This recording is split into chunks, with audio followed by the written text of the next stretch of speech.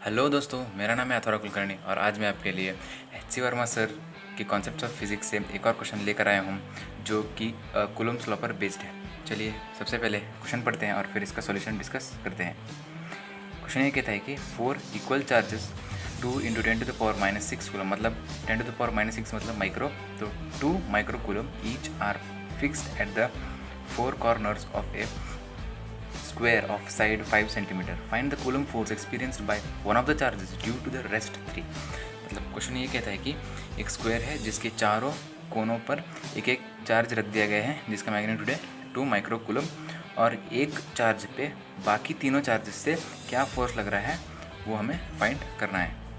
तो सबसे पहले हम इन दोनों चार्जेस के बीच का फोर्स को एनालाइज करते हैं।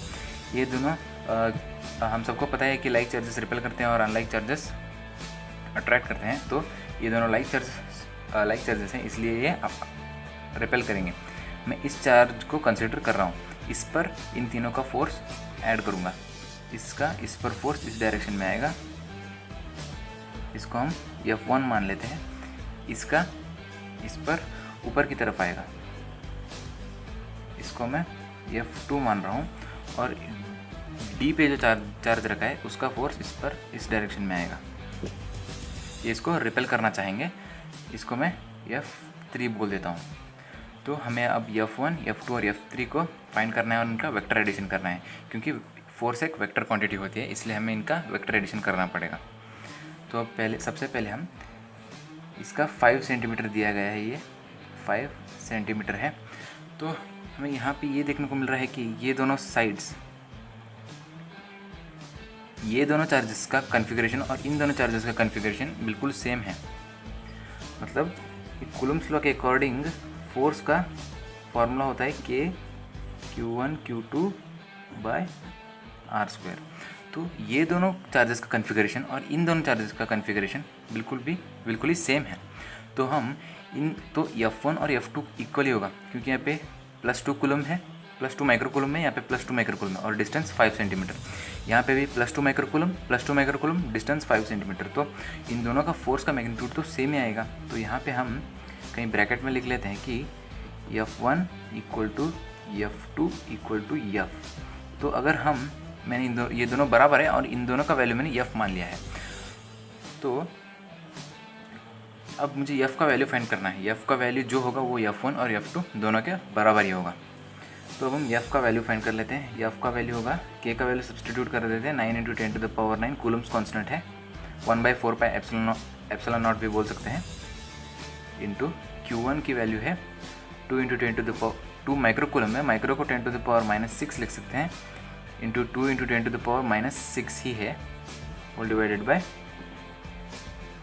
5 सेंटीमीटर है, उसको हम मीटर में कन्वर्ट कर लेते हैं और उसका स्क्वायर कर देंगे। यहाँ पे ब्रैकेट में लिख देता हूँ K = 1/4πε0, क्योंकि कुछ लोग इसको K नहीं बोलते, कुछ लोग 4πε0 बोलते हैं, तो कन्फ्यूजन ना हो इसलिए मैं दोनों लिख रहा हूँ। इसका वैल्यू हो 9 × 10⁻9 और इसका यूनिट्स है न्यूटन मीटर स्क्वायर पर कूलम स्क्वायर। तो अब हमें फोर्स का वैल्यू फाइंड करना है। 9 × 2 18, 18 × 2 = 36 × 10⁻9 - 6 होगा 3, 3 - 6 - 3 डिवाइडेड बाय ये 25 आएगा, यहाँ पे इंटू 10⁻⁻4 आएगा। अगर 36 को 25 से डिवाइड करेंगे तो ये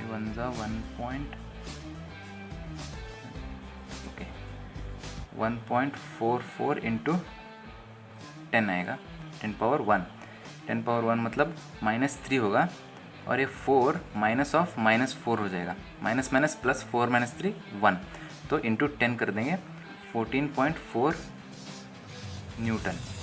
तो F का वैल्यू 14.4 न्यूटन आएगा, मतलब F1 का वैल्यू भी 14.4 न्यूटन ही है और F2 का वैल्यू भी 14.4 न्यूटन ही है।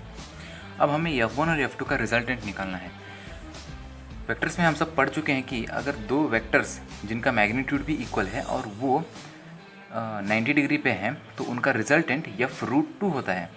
तो अब ये वेक्टर और ये वेक्टर 90 डिग्री पे हैं, ये 90 डिग्री है और इन दोनों का मैग्नीट्यूड भी ए है, इसका मैग्नीट्यूड भी ए है, तो इन दोनों का रिजल्टेंट बिल्कुल बीच से जाएगा 45 डिग्री के एंगल से, और इसका मैग्नीट्यूड a√2 होगा।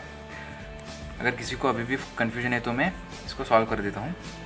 तो f रिजल्टेंट, ये तीनों का रिजल्टेंट नहीं है, सिर्फ f1 और f2 का रिजल्टेंट है, √, ये फार्मूला होता है वेक्टर एडिशन का, f1 square plus f2 square plus 2 f1 f2 cos theta. ठीक है, अब f1 और f2 दोनों बराबर हैं, f है उनका वैल्यू, तो √, f square plus f square 2f square plus यहाँ पे भी 2f स्क्वायर आएगा, और यहाँ पे cos ऑफ 90 डिग्री आएगा, cos 90 तो 0 है, तो यहाँ पे √2f स्क्वायर प्लस 0 आएगा। ये है f√2 न्यूटन्स।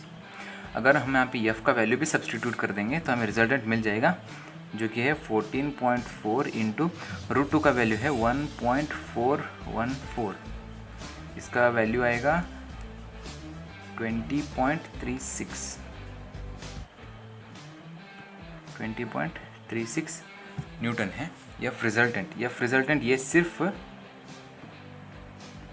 और 2 का रिजल्टेंट है, फोर्स 1 और 2 का रिजल्टेंट है, ये फोर्स 1 फोर्स 2 का रिजल्टेंट है। अब ये जो f रिजल्टेंट मिला है ना हमें, ये इस डायरेक्शन में है, इसी पर लिख देता हूँ मैं, इसी डायरेक्शन में है, मतलब ये f(r) जो है ना, f(r) और f(3) दोनों कोइंसाइड करते हैं, f(3) है, f(3) और f(r) दोनों कोइंसाइड करते हैं। तो अगले पेज पे कर लेते हैं। f रिजल्टेंट, ये फाइनल रिजल्टेंट है, ये तीनों का रिजल्टेंट है। ठीक है, कन्फ्यूजन ना हो इसलिए मैं इसको fr' लिख देता हूँ, fr' है। अब मैं एक्चुअली fr तीनों फोर्सेस का रिजल्टेंट फाइंड कर रहा हूँ। fr is equal to square root of fr' का स्क्वायर प्लस f3 का square plus 2 fr' f3 cos theta. cos theta का वैल्यू कितना है इन दोनों के बीच का?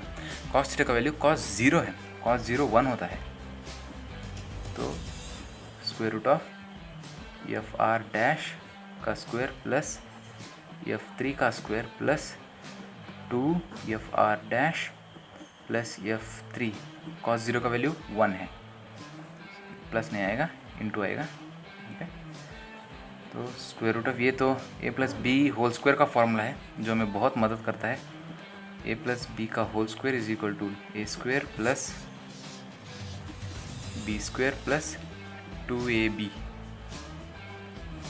ठीक है, तो ये a square plus B square plus 2ab form में है, इसको हम a plus B whole square लिख लेते हैं, fr' ताकि स्क्वायर और रूट कैंसिल हो जाएं, प्लस f3 का होल स्क्वायर, यहाँ पर स्क्वायर और रूट कैंसिल हो गया, तो fr फाइनल रिजल्टेंट, ये है फाइनल रिजल्टेंट, ये 1 और 2 का रिजल्टेंट है।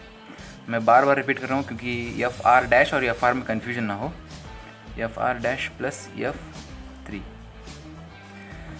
अब हमें ये है इक्वेशन नंबर 2, ये इक्वेशन नंबर 1, इसको रख लेते हैं, सॉरी ये इक्वेशन नंबर 2 है, ये है इक्वेशन नंबर 3। अब हमें fr' का वैल्यू तो मिल गया है जो कि है 20.36। अब हमें f3 का वैल्यू फाइंड करना है। f3 का वैल्यू कैसे फाइंड करेंगे? f3 का वैल्यू भी फिर वही फार्मूला जो कूलम सर ने दिया है, Q1 Q2/r²। Q1 और Q2 तो सेम ही है, 2 माइक्रोकूलम, क्योंकि चारों कोनों में तो एक ही चार्ज रखा है, सेम चार्ज रखा है, वो तो सेम होगा, लेकिन डिस्टेंस अलग हो जाएगा, स्क्वायर का डायगोनल हो जाएगा डिस्टेंस। यहाँ पे स्क्वायर का साइड था डिस्टेंस, लेकिन यहाँ पे स्क्वायर का डायगोनल हो जाएगा डिस्टेंस। स्क्वायर का डायगोनल का वैल्यू होता है a√2, यहाँ पे a 5 है, 5√2 सेंटीमीटर। अब हम इसका वैल्यू यहाँ पे डाल देते हैं, 9 × 10⁻9 into 2 × 10⁻⁻6 into 2 × 10⁻⁻6 whole divided by 5√2 into, ये सेंटीमीटर में है, मैं इसको मीटर में कन्वर्ट कर देता हूँ, और उसका whole square is equal to 9 2 ज़ा 18, 18 2 ज़ा 36, 5 का स्क्वायर है 25, √2 का स्क्वायर है 2, 25 2 ज़ा 50 आ जाएगा, into 10 to the power 9 minus 6, 3 3 minus 6 minus 3 divided by 10 to the power -4। Same है, पिछले वाले में जो 10 की पावर था वो भी यहाँ पे भी सेम आएगा, पर सिर्फ न्यूमेरिकल वैल्यू है अलग आएगा। ये 2 18 ज़ा और ये 2 25 ज़ा, 18/25 अगर इसको कैंसिल करेंगे तो 0.772, ओके 0.72 आ रहा है, और ये है 10 टू द पावर 1 इंटू, अगर इसको मल्टीप्लाई करेंगे तो 7.2 न्यूटन्स आ रहा है। तो F3 का वैल्यू है 7.2 न्यूटन्स। ये है इक्वेशन नंबर 4। अब हम इक्वेशन नंबर 4 में जो F3 का वैल्यू है ना, इसको FR में डाल देते हैं। FR is equal to, FR dash की वैल्यू तो हमें पता है, FR डैश का वैल्यू 20.36 प्लस F3 की वैल्यू है 7.2, तो रिजल्टेंट है 27.3 + 2 5 6 27.56 न्यूटन है इसका आंसर।